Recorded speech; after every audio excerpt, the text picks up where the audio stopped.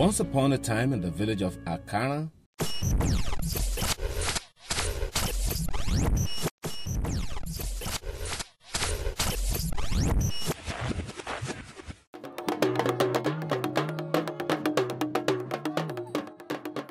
a border town to the ancient city of Ibadan, Oyo State, Mr. James Ayodele Akinola and Mrs. Janet Abiola Akinola were set in holy matrimony according to the demands of custom and tradition. For what seemed today a lowly and modest marital union, heaven had in stock a much larger role for the family.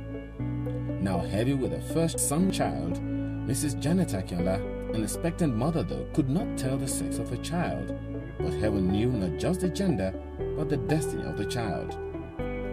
On the 2nd of February 1959, a son was born to a man and woman who was said to be kingdom carriers. No, he wasn't born with a silver spoon in his mouth, but to be born to a father who was a businessman and a counselor in the First Republic, as well as a mother who was a trader and a chief, one cannot but agree there was a spoon in his mouth, even if it were wooden.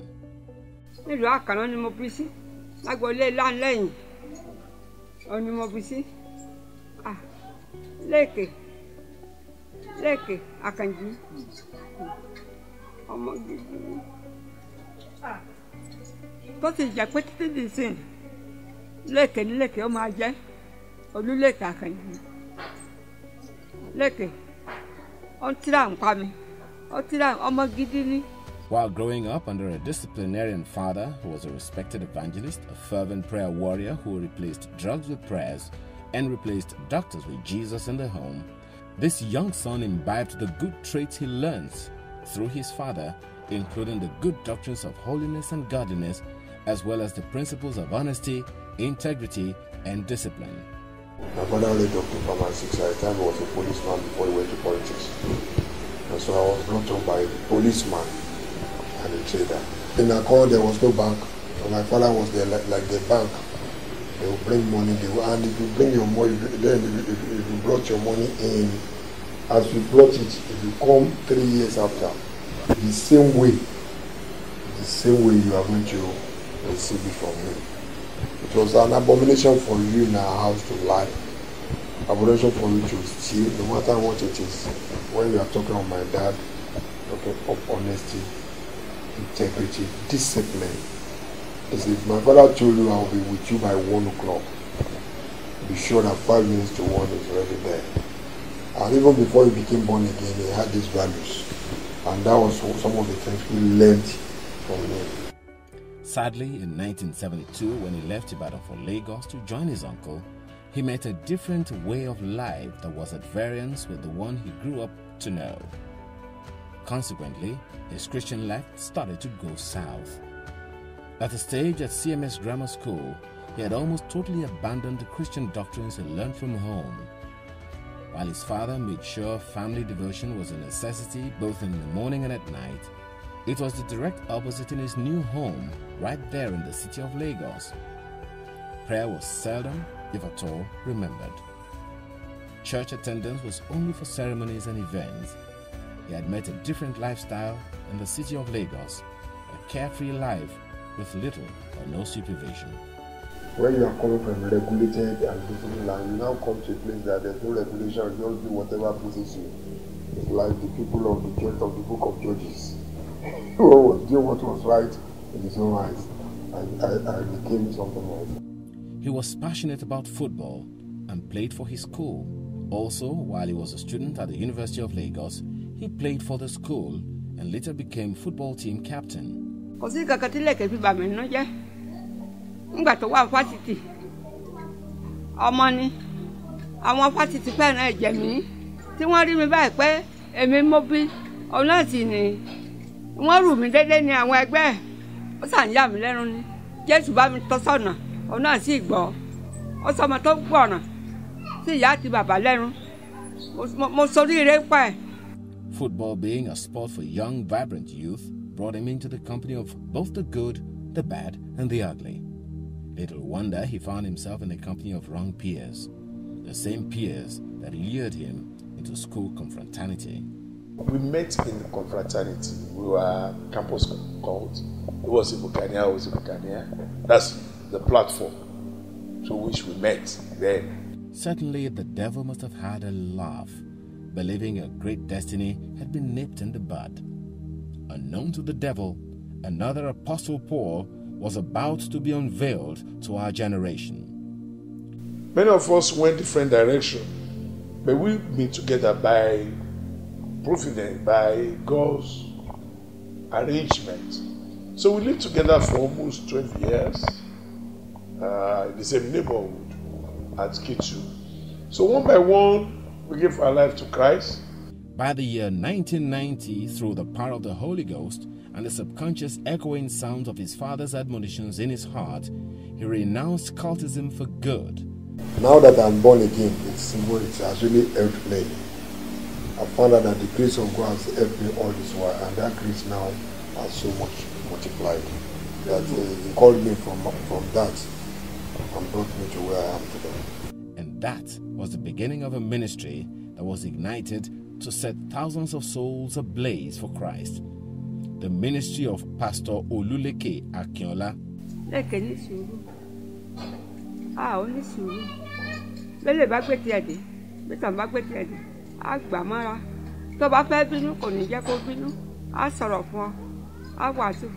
Having graduated from the University of Lagos, where he met his beloved wife, both of us belonged to the Unilag Sports Club. He was playing football for Unilag, I was playing basketball. So we embarked on several journeys together. For instance, 1982 Nuga, both of us went for Nuga, and then we visited quite a number of West African countries for sporting activities. So we started as friends, but later it developed into something more serious. We were the closest of friends. If everybody taught in school that we were going about, there was nothing between us until when we were in the final year. And from there, we continued like that. He proceeded to obtain a diploma in theology and finally obeyed the call of God to ministry when he began part-time pastoral duties in 1995. While diligently doing the work of God, he continued with his business, which was flourishing at the time. But God spoke to him, saying, "Where your treasure is, there lies your heart." I was looking around. Who spoke? No, but it was a very clear thing. But I still resisted till about 2000. And then commanded him to leave his business and go into full-time ministry.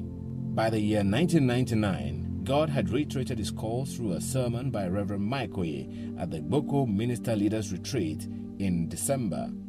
Again on January 2, 2000, he had another revelation of the work waiting for him when God started leading people with situations to him for counseling and prayers. By November 2002, having been convinced about the call of God for his life and the need to make himself available to God, he dropped his letter with the church in line with his conviction to serve full-time at the church. He believes in one thing, that once God calls you, he will provide all the enablements. One of the miracles of his call as a pastor is the fact that I considered to his going into full-time. But I really appreciated the fact that he did not go ahead until I gave him the go-ahead. Instead of fighting, he just sought for counsel and he began to pray. And God, in his own wisdom, at the right time, he convinced me and I let go. Like Apostle Paul, Pastor Leke Akinola was called out of the dark, not just into the marvelous light, but to show the light to thousands of lost souls and to shepherd many into God's kingdom.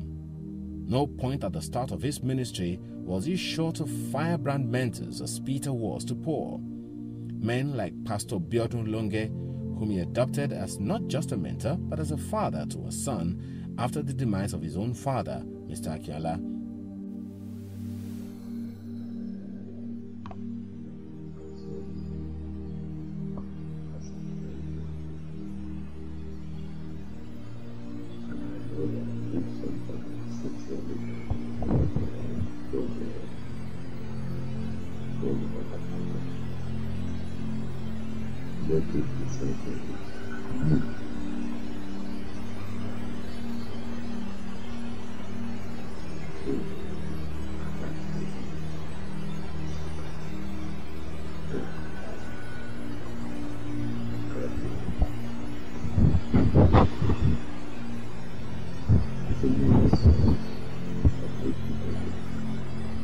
Other men of God who made positive impact in his life as a young minister of God include Reverend Wilson Badejo.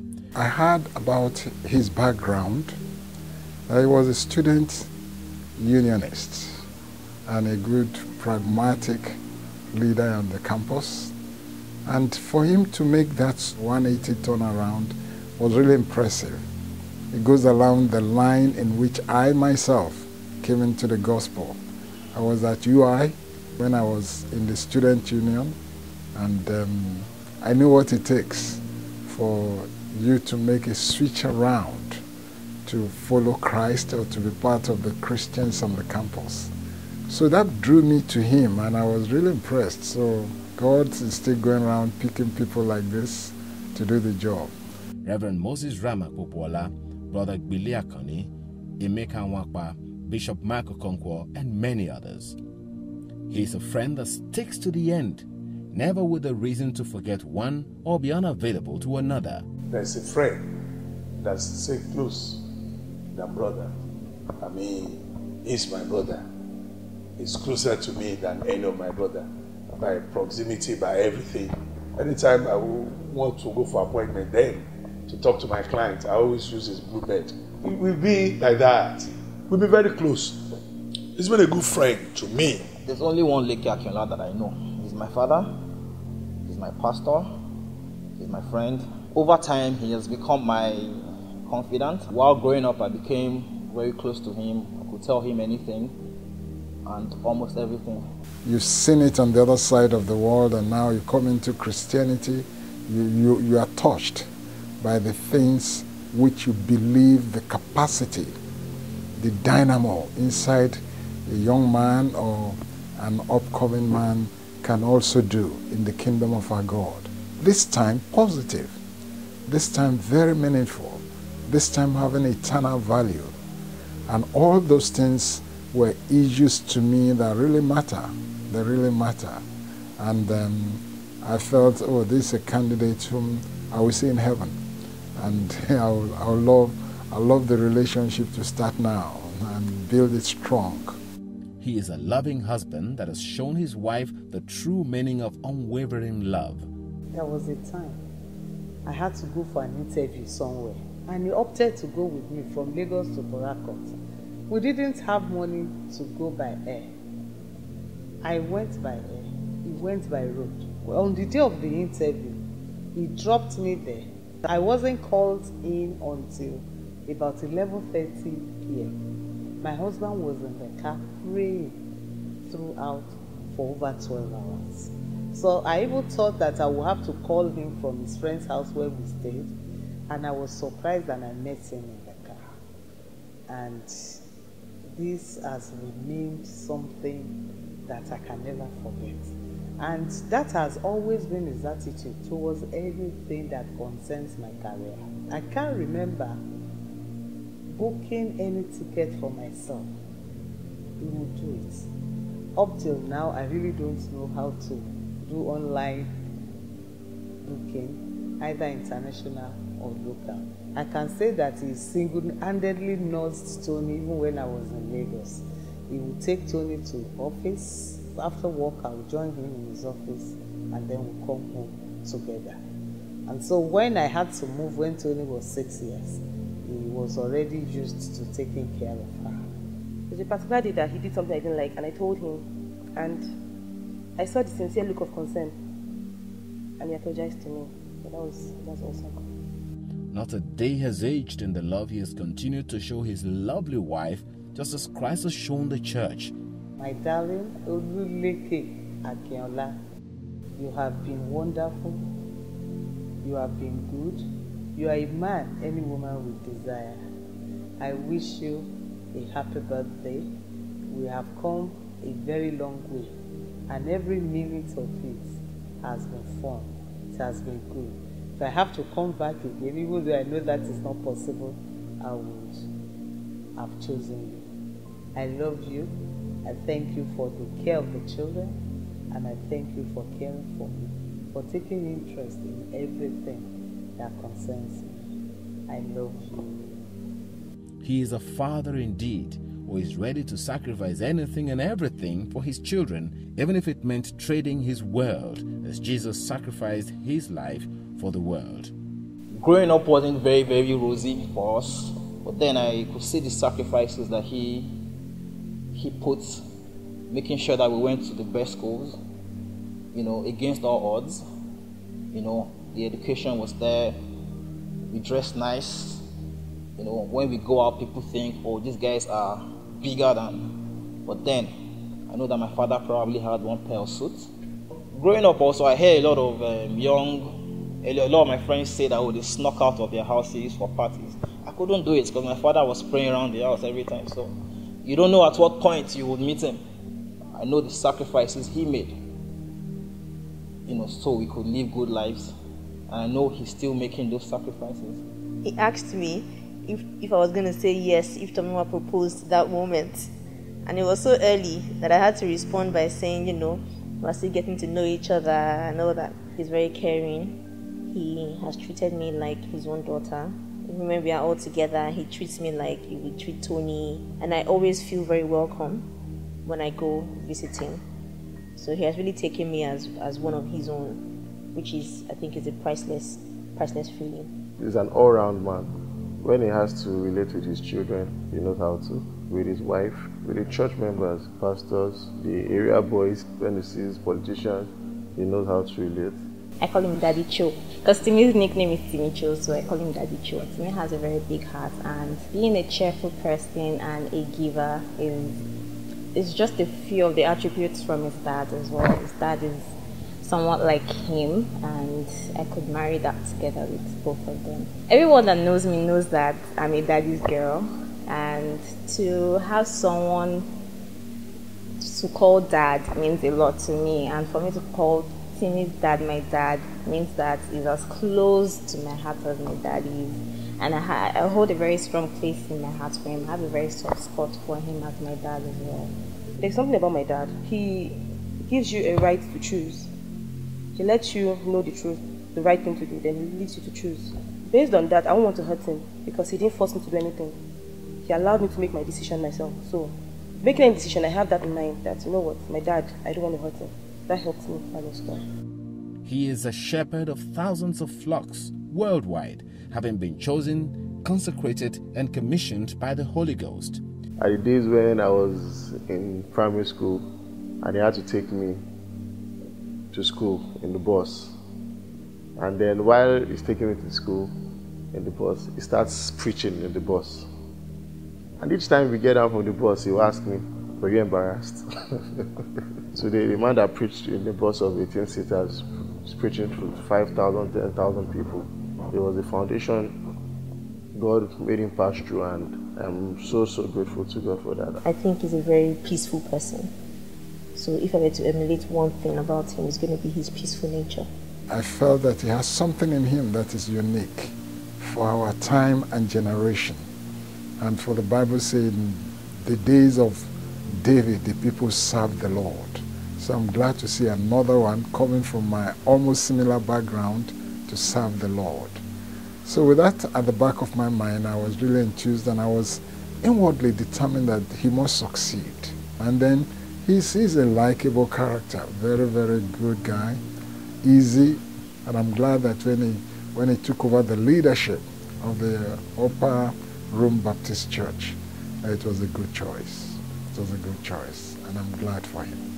He is the General Overseer of Upper Room Baptist Church, a place of love and worship. Happy birthday to a man of faith. Daddy, as you celebrate your 60th birthday, I would first like to apologize for all the bad things I did growing up. I mean, I know that I was a bit naughty. I would like to also let you know that I love you very, very much. I have learned so much from you, and I also wish you many, many more years in good health, in very, very good health. By the grace of God. Hello, Dad. I am so grateful for being part of your family. About 30 years of my life, you have been there with me. I've known you all my life. And I say to you this day that you have spent 60 years of your life now. The remaining days of your life, which you speak to God about. The Lord God Almighty shall keep you. He shall uphold you. The kind of things you do, you need wisdom. He shall give you wisdom. He shall give you strength. He shall teach you. The Lord God Almighty shall bless you. You shall never lack anything good. Your children shall make you happy. Your children's children shall make you happy. Your children's children's children shall make you happy. Together we shall live as one big family. Happy birthday to you, sir. I love you so much. Hi, Dad. You've been so wonderful. You've been a source of inspiration to my brothers and I. You've been wonderful. You raised us in the way of the Lord, and that has helped me so much. I just want to tell you to keep being you. Happy birthday. Hello, Daddy. Daddy Cho. Congrats on this milestone that you've achieved. I'm so grateful for how far God has brought you.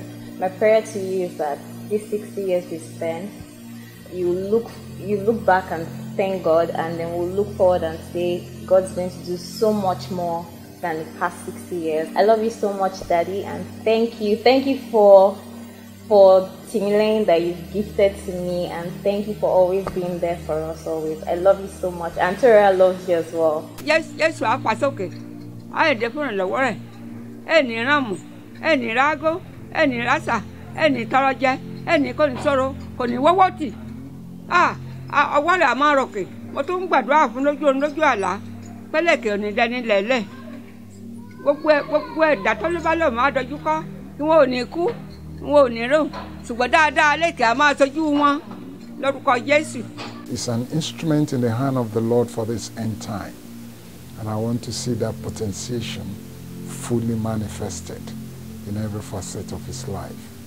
Leke, we wish you many happy returns of the day. And we believe that by the grace of God, when you are 70, you'll still be strong in the Lord. And by the time you are 80, if Jesus tarries, we'll still be there for you. And by the special grace of God, you'll be waxing at full blossoming of the fullness of his glory and power to accomplish the will of God in your life. Many happy returns.